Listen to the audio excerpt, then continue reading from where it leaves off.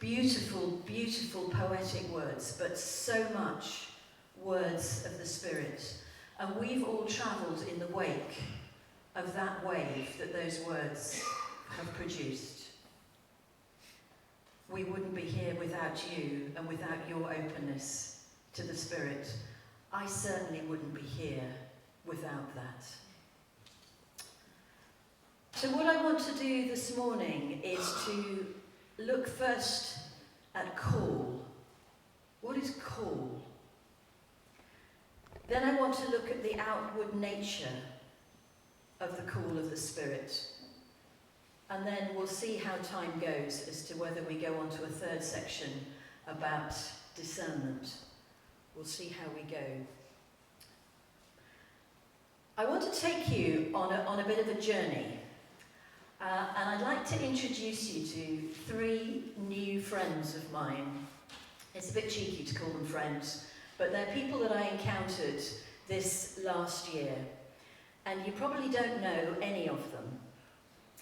Last year I had the opportunity to go to Estonia. It was the most wonderful and moving time. It was a time of recalling for me, if you like. But there was something very significant that happened as I met these particular people, encountered them. And the first one was perhaps somebody a little bit unusual, who you may or may not have heard of, Arvo.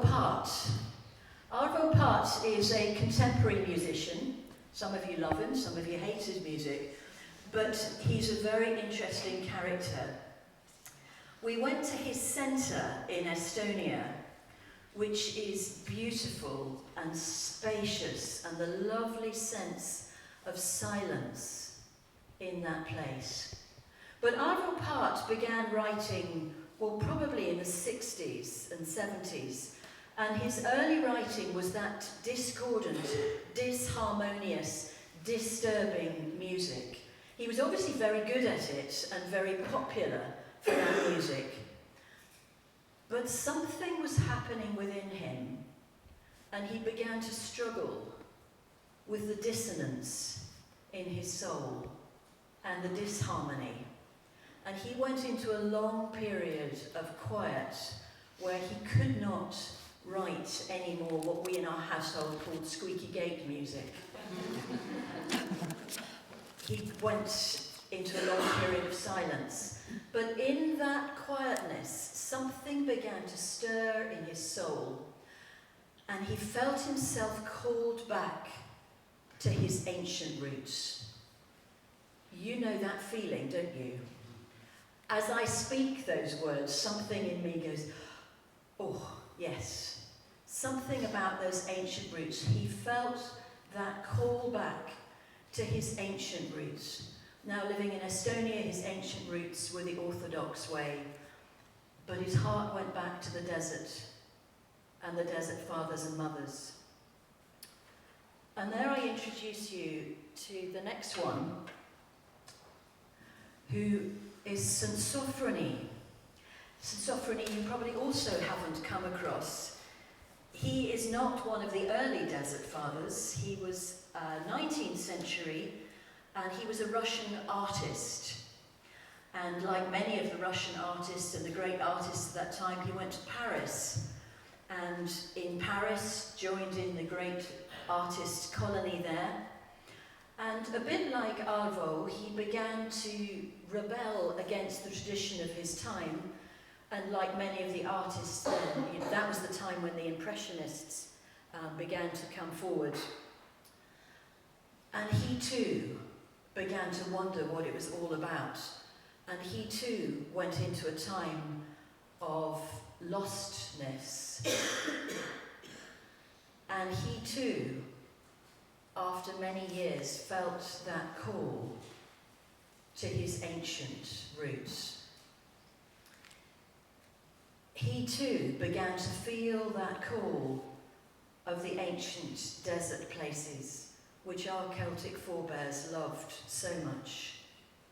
And in that time, he found himself going back to the silence and the liturgy and the chant of that time. And his call was very different to Arvo. Arvo went back into what he was originally doing. St. Sophrony found himself at Mount Athos. And in Mount Athos, he was there for about 15 years, and then he was called to Essex. How great is that? The monastery of St. John the Baptist, which he founded, is there in Essex, and there are still monastics there. But like us, he knew that call to the ancient way. And you kind of heard that call through what Simon was sharing yesterday. And then I bring you on to the next one. St. Silouan. And Silouan, here you have the amazing sense of somebody who knew that he was irrelevant and worthless and powerless. He was an unlettered monk, an unlettered peasant in Russia, and he'd done his time as he had to in the armed forces, and he too felt a very significant call to the monastic way and to Mount Athos. Now, St. Silouan became a great teacher, and he became called a starette. Now, a starette is not a young superstar who hits the stage big time. A starette is a wise one, or an elder. And Sophrony became his disciple, and St. Sophrony wrote down Silouan's teachings. There's a little book, A Monk of Mount Athos, which has some of Silouan's teaching in it. And it's what Silouan says that I want to focus on first today, because it gives us a slightly different perspective on calling. And I think it helps us to see how we can be part of the wave without it being about us. Because I don't know about you, but I feel very small, and I ain't going to make a big wave. I know that. Silouan says this: every human thought or speech is a form of energy. Every human thought or speech is a form of energy. And can I just say that if you're trying to write stuff down, there are notes. So if you want to just listen, that's fine. Every human thought or speech is a form of energy. We know that's true, don't we? Because when you're with somebody who's very, very angry, you come away feeling a bit battered. If they have amazing words of calm, you may be healed. There is an energy. How much more immeasurably is that true when God speaks? The energy when God speaks is immeasurable. Now here's the thing. When I speak, you get a bit of me. When I think, you get a very small bit of me. Because I am not whole. I am fragmented. I am sinful. I am not whole. I am not fully what God longs for me to be. If I was fully what God wanted me to be, then I would be whole. And please God, all of us are growing into that wholeness. But when I speak, you do not get the wholeness because I am not whole. When God speaks, you get the whole of God, not just a bit of God. You get the whole of God, not just the bit of God.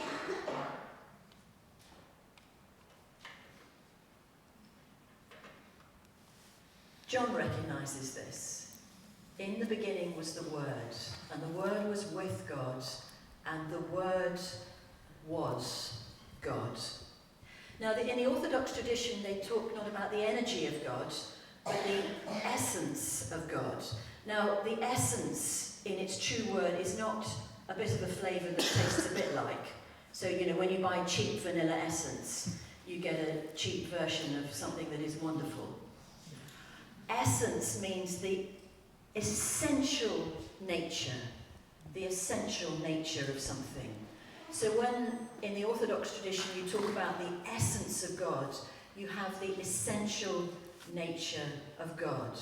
When God speaks, you receive the essence of God, the essential nature of God. What does that say about the call? It says about the call that when God calls us, they're not just words in our ears that we somehow need to interpret. When God calls, we receive God. That's why when we hear that call to the ancient way, and we all say, yes, God is present within us, saying, yes, God is present. A call is not just words in our ears, a noise in our head that we need to interpret. It is the very presence of God. The very presence of God. In our rational Western society, a call means words. It's so much more than that. The call of God is the very presence of God. Now, as with all truths, there is a paradox. If a call of God is the presence of God, there is absolutely nothing we can do about it. God is present in you. If you have been called, we have all been called. We cannot tell who has been called or not, mostly.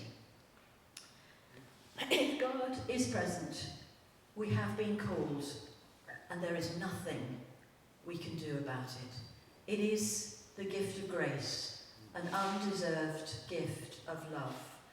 And yet, there is everything that we can do about it.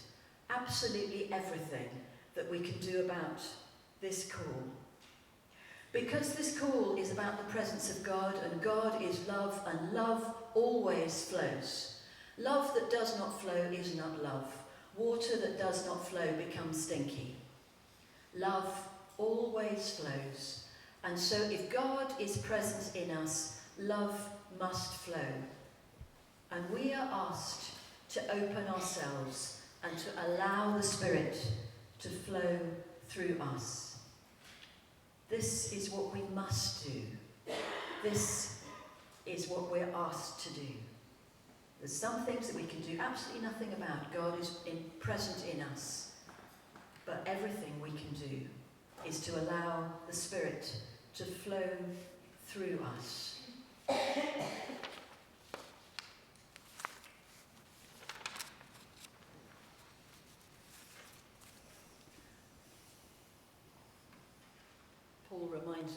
Paul reminds us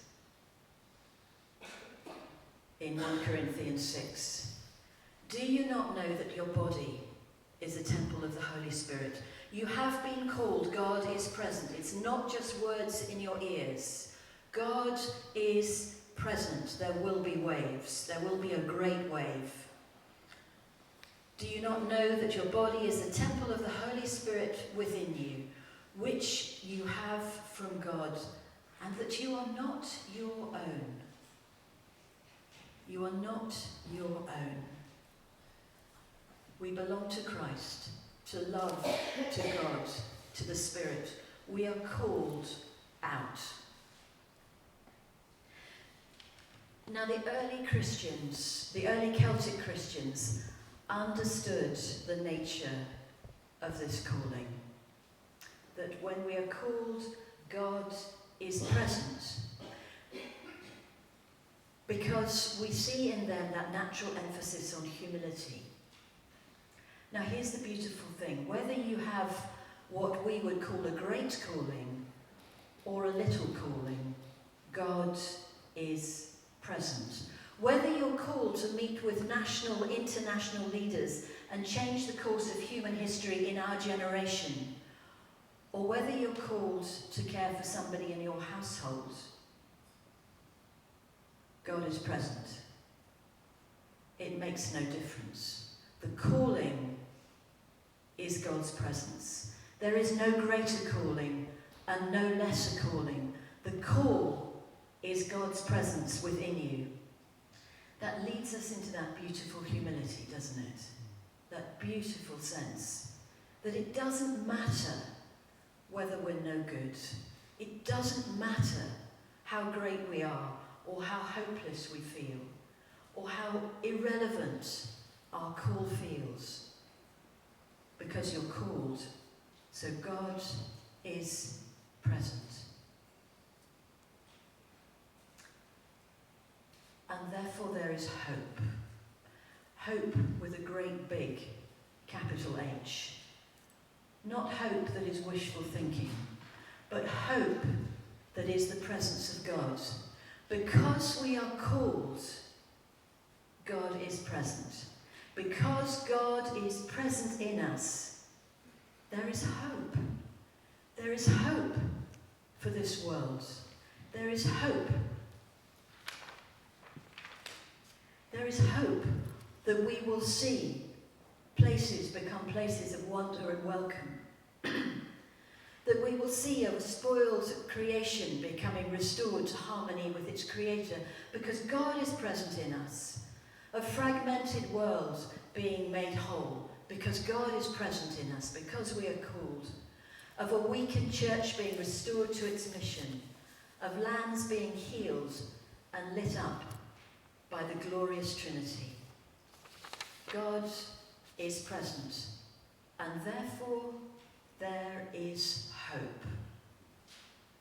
This is the living hope, the hope of glory, the very presence of love in our midst.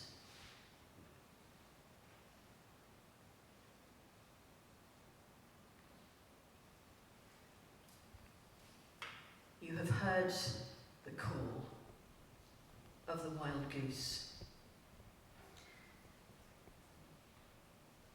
Let's take a moment just to be quiet. Move if you need to, and stretch. What does God say to you in this time?